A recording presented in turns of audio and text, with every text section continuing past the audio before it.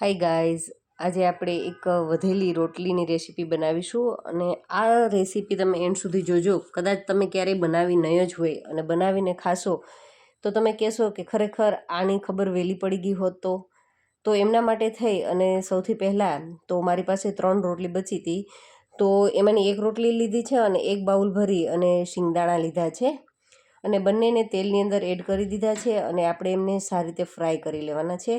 એકદમ ક્રિસ્પી કુરકુરા થાય ત્યાં સુધી ફ્રાય કરવા જરૂરી છે, જેથી કરી અને આપણી આ જે પણ વાનગી તૈયાર થશે ને એ તમે લાંબો ટાઈમ સુધી સાચવી શકશો. તો અત્યારે તમે જોઈ શકો છો કે હું બંનેને પલટાવું છું. રોટલીને આ રીતે પલટાવતું રહેવાનું છે અને દાણાને પણ વચ્ચે વચ્ચે ચલાવતું રહેવાનું છે અને મીડિયમ ટુ લો ફ્લેમની ઉપર આપણે એમને સારી રીતે ગોલ્ડન બ્રાઉન થાય ત્યાં સુધી આપણે એમને ફ્રાય કરી લઈએ. તો તમે અત્યારે જોઈ શકો છો કે એમનો કલર છે એ ધીમે ધીમે ચેન્જ થવા લાગ્યો છે અને આપણી રોટલી છે એ સરસ ક્રિસ્પ થવા લાગી જ છે. અને જ્યાં સુધીમાં રોટલી કૂક થઈ જશે ને ત્યાં સુધીમાં તો દાણા પણ સારી રીતે ફ્રાય થઈ અને એકદમ જ એમનો ગોલ્ડન કલર આવી જશે.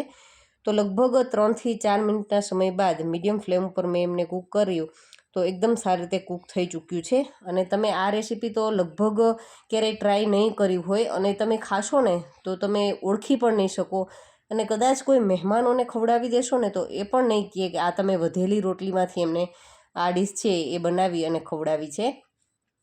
તો અત્યારે તમે જોઈ શકો છો કે આપણી રોટલી અને શિંગદાણા છે એ સારી રીતે કૂક થઈ ચૂક્યા છે. તો હવે આપણે કાઢી લઈએ અને આપણી પાસે વધેલી જે 2 રોટલી છે એમને પણ એ જ રીતે ફ્રાય કરી લઈએ. તો એ પણ એકદમ સરસ ક્રિસ્પ થઈ ચૂકી છે. તો હવે આ બંનેને આપણે સારી રીતે ઠંડુ થવા દેવું જરૂરી છે. જો દાણાને આ રીતે ફોલીને જોઈ લઈએ તો એમની ફોતરી આરામથી નીકળે છે તો પરફેક્ટ છે. હવે એને ઠંડુ થવા દઈએ અને એ ઠંડુ થાય ત્યાં સુધીમાં આપણે એક સાઈડમાં બીજી તૈયારી કરી લઈએ. તો એમના માટે એક કડાઈ લીધી છે અને કડાઈની અંદર 2 ચમચી ભરી અને સાકરનો ભૂકો લીધો છે અને 2 ચમચી જેટલો ગોળ લીધો છે અને 4 થી 5 ચમચી જેટલું પાણી એડ કરવાનું છે અને આપણે એમને સારી રીતે પીગળવા દેવાનું છે. તો લગભગ 3 થી 4 મિનિટ માટે આ રીતે તમે કન્ટિન્યુ ચલાવશો એટલે આ રીતે સારી રીતે પીગળી જશે. આપણે કોઈ આમનો તાર કરવાનો જરૂર નથી, પણ ઓગળી ગયા બાદ 2 મિનિટ માટે એમને સારી રીતે કૂક થવા દેશું અને હવે ગેસની ફ્લેમ બંધ કરી દઈએ. અને આપણી પાસે જે દાણા અને રોટલીવાળું આપણું મિશ્રણ છે એ ઠંડુ થવા રાખ્યું હતું એ પણ સારી રીતે ઠંડુ થઈ ચૂક્યું છે. તો હવે આપણે એમને મિક્સી જારની અંદર ટ્રાન્સફર કરી લઈએ. તો આ રીતે રોટલીને આપણે તોડી અને એડ કરીશું તો એકદમ સરસ એમનો ભૂકો છે એ તૈયાર થશે. અને આપણે એમનો કોઈ ફાઇન પાવડર નથી કરવાનો, આપણે એમને પલ્સ મોડ પર ઓન ઓફ કરી અને આ રીતે આપણે એમને દરદરું જ વાટવાનું છે. તમે જોઈ શકો છો કે એકદમ ફાઇન પાવડર નહીં, પણ જો તમે વધારે એમને ક્રશ કરશો તો શિંગદાણામાંથી તેલ છે એ છૂટું પડવા લાગશે. હવે આપણી જે તેલવાળી કડાઈ હતી એમની અંદર આપણે 1 ચમચી જેટલું ઘી લઈ લેશું અને ઘીની અંદર આપણે 2 ચમચી જેટલો ચણાનો લોટ જે ઝીણો હોય છે એ લોટ લીધો છે અને આપણે એમને શેકવાનો છે. અને ક્યાં સુધી શેકીશું તો કે જ્યાં સુધી એમનો કલર છે એ ચેન્જ ન થાય, ટૂંકમાં સારી રીતે કૂક ન થાય ને ત્યાં સુધી આપણે શેકવાનું છે. તો 1 ચમચી ઘી અત્યારે તમે જોઈ શકો છો કે એ થોડુંક ઓછું લાગે છે કારણ કે આપણો લોટ છે એમને શેકવો મુશ્કેલ છે. તો આપણે હજુ એમની અંદર અડધી ચમચી જેટલું ઘી એડ કરી દઈશું અને આપણે હલાવી અને સરસ મજાનો એમનો ગોલ્ડન કલર થાય ત્યાં સુધી આપણે એમને શેકી લેવાનો છે. તો લગભગ તમે લો ફ્લેમની ઉપર આમને 3 મિનિટ માટે આ રીતે કન્ટિન્યુ ચલાવશો એટલે તમે જોશો કે જે ચમચામાં ચોટેલો ભાગ હતો ને એ પણ એકદમ જ છૂટો થઈ જશે અને એકદમ આસાનીથી આપણો ચણાનો જે લોટ છે એમનો કલર છે એ ચેન્જ થઈ જશે. જો મિત્રો આજનો વિડીયો તમને થોડોક પણ સારો લાગ્યો હોય અત્યાર સુધીનો તો વિડીયોને તમે લાઇક ચોક્કસથી કરજો અને તમારા ફ્રેન્ડ્સ અને ફેમિલી જોડે શેર પણ કરજો, જેથી કરી અને એ પણ કંઈક આવું અવનવું બનાવે. અને તમે જુઓ 3 મિનિટના સમય બાદ આ રીતે બેસનનો કલર છે એ ચેન્જ થઈ ચૂક્યો છે. તો હવે આપણે એ બેસનની અંદર આપણો રોટલી અને મગફળીનો જે ભૂકો હતો એ એડ કરી દઈશું અને આપણે આ મિશ્રણને સારી રીતે હલાવી અને મિક્સ કરી લેવાનું છે. તો આપણે એમને અત્યારે ગેસની ફ્લેમને એકદમ લો કરી દઈશું જેથી કરી અને બેસન છે એ તળિયે બેસી ન જાય, ચોટી ન જાય અને દાજી ન જાય. અને હવે આપણી પાસે જે સાકરના ભૂકા અને ગોળવાળું મિશ્રણ હતું એ મિશ્રણ પણ આમની અંદર એડ કરી દઈશું અને હવે આપણે આ બધાને સારી રીતે હલાવી અને મિક્સ કરી લેવાનું છે.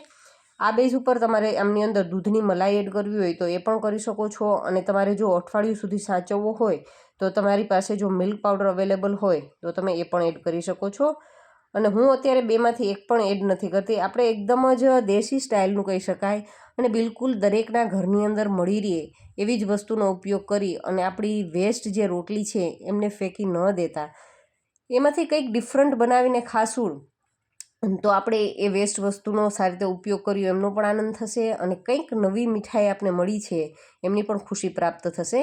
તો ખરેખર આ જો સારી રીતે મિક્સ પણ થઈ ચૂક્યું છે. તો એકવાર તમે આ વિડીયોને લાઈક કરી અને એકવાર આ મીઠાઈને ચોક્કસથી ટ્રાય કરજો, કારણ કે બનાવ્યા જેવી છે અને ખાવામાં ખૂબ જ ટેસ્ટી લાગે છે. મારા બાળકોને અને ઘરના દરેકને ખૂબ જ ભાવી છે.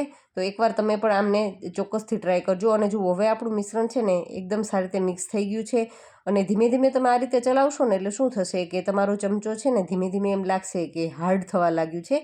એટલે તમારે એ બેઝ ઉપર આપણી ગેસની ફ્લેમને બંધ કરી દેશું. તો લગભગ 3-1 મિનિટ માટે એ રીતે ચલાવ્યા બાદ ગેસની ફ્લેમ બંધ કરી અને આપણું મિશ્રણને નીચે લઈ લીધું છે અને એક ઘીથી ગ્રીસ કરેલી પ્લેટ લીધી છે અને એ પ્લેટની અંદર આપણે આપણું આ મિશ્રણ છે એ લઈ લેવાનું છે અને એમને આપણે ઉપરથી સારી રીતે આ રીતે સ્પ્રેડ કરી દેશું.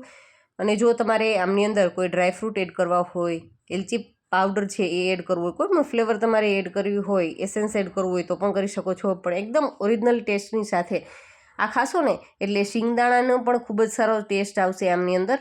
તો કોઈ જ ફ્લેવર, કશું જ એસેન્સ કંઈ એડ કરવાની જરૂર નથી. એમ છતાં પણ આપણી આ મીઠાઈ છે એકદમ સરસ ટેસ્ટી લાગશે. બસ માત્ર આપણે ઉપરથી થોડું કોપરું પાવડર અવેલેબલ હોય તો ઉપરથી આ રીતે આપણે એમની ઉપર કોપરું પાવડર સ્પ્રેડ કરી દેશું એટલે એકદમ જ યુનિક ટેસ્ટવાળી અને બિલકુલ અલગ સ્ટાઇલની અને એકદમ વેસ્ટ વસ્તુમાંથી તૈયાર કરેલી આપણી મીઠાઈ છે એ ઝટપટ રેડી થઈ જશે. અને બનાવતા પણ કોઈ ઝાઝો સમય નહીં લાગે. એકદમ આસાનીથી ઝટપટ અને દરેક વ્યક્તિ બનાવી શકે એવી આપણી મીઠાઈ છે એ સેટ થઈ ગઈ છે. લગભગ 2 કલાકના સમય બાદ તમે જોશો તો આપણી મીઠાઈ છે એ સરસ સેટ થઈ ગઈ છે. એકદમ જો આસાનીથી એમના પીસીસ કરી શકાય એવી આપણી મીઠાઈ છે એ રેડી થઈ ગઈ છે. અને જ્યારે આપણે એમની ચાસણી લઈએ ને ત્યારે ખાસ ધ્યાન રાખવાનું છે, કોઈ તારવાળી ચાસણી નથી લેવાની. જો તમે વધારે એમને હાર્ડ કરી દેશો ને તો આપણી મીઠાઈ છે એ હાર્ડ તૈયાર થશે. પણ આ મીઠાઈ છે ને આપણી આ રીતે મેં તમને કીધું હતું કે બંને પીગળી ગયા બાદ માત્ર એમને લો ફ્લેમની ઉપર 2 મિનિટ માટે થવા દેશો ને એટલે આપણી મીઠાઈ છે ને દાંત વગરના વડીલો પણ આસાનીથી ખાઈ શકે અને નાના બાળકો પણ કે જેમને હજુ દાંત નથી આવ્યા એ પણ ખાઈ શકે એટલી સોફ્ટ છે એ આપણી મીઠાઈ તૈયાર થશે. હું તમને આમનું એક પીસ કાઢીને પણ બતાવું કે કેટલી આપણી મીઠાઈ છે એ સોફ્ટ થઈ છે. તમે જુઓ, એમનો ટુકડો કરીએ છે ને બિલકુલ જ જોતાં જ તમને ખાવાની ઈચ્છા થઈ જાય. અને આમ જોશો ને તો તમને કોઈક પાક સુખડી હોય એવું લુક આવે છે. અને એકદમ જ દાણાદાર એવી આપણી મીઠાઈ છે એ ઝટપટ બની અને તૈયાર થઈ ગઈ છે. તો આજનો વિડીયો ગમ્યો હોય તો વિડીયોને લાઇક કરી અને ચેનલને હજુ સુધી સબસ્ક્રાઈબ ન કરી હોય તો ચેનલને પણ ચોક્કસથી સબસ્ક્રાઈબ કરી લેજો અને નીચે આવતા બેલ આઇકનને જરૂરથી પ્રેસ કરજો જેથી કરીને અવનવા વિડીયોની નોટિફિકેશન તમારા સુધી સૌથી પહેલાં પહોંચે.